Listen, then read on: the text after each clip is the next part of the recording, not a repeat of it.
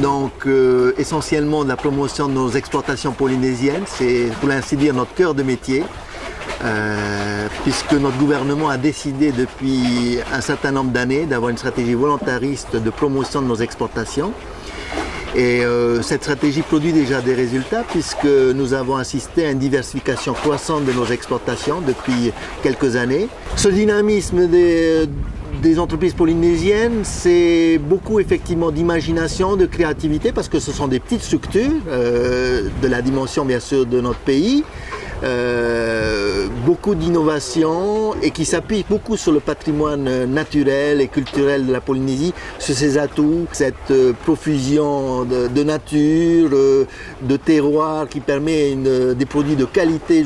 Derrière nos exportations traditionnelles, à savoir l'huile de copra, la vanille tahitensis, qui est une vanille reconnue par les spécialistes, qui va connaître un nouvel essor puisque le gouvernement a décidé de réactiver sa production à l'exportation dans nos îles sous le vent et nous avons pu rajouter à notre palette, si l'on peut dire, un certain nombre d'autres produits.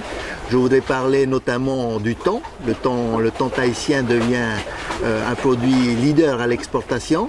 Notre zone économique exclusive donc, nous permet d'augmenter notre potentiel de pêche et d'accroître notre flottille de pêche thonière.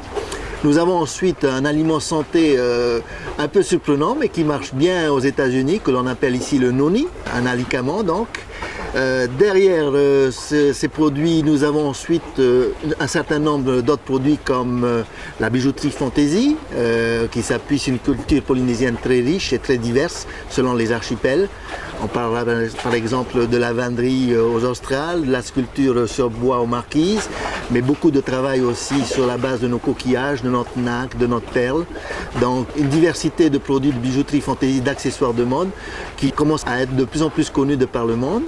Nous avons la confection textile tropicale qui est aussi un secteur d'activité intéressant. Les fleurs tropicales, notamment vers la France, le courant va se renforcer dans les prochains mois.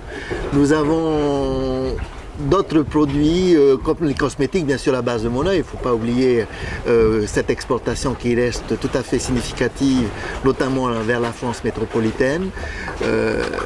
Et un certain nombre d'autres produits comme les poissons d'aquariophilie, etc. Nous exportons dans 70 pays au monde, grâce essentiellement à la perle, qui représente 80% de nos exportations de biens.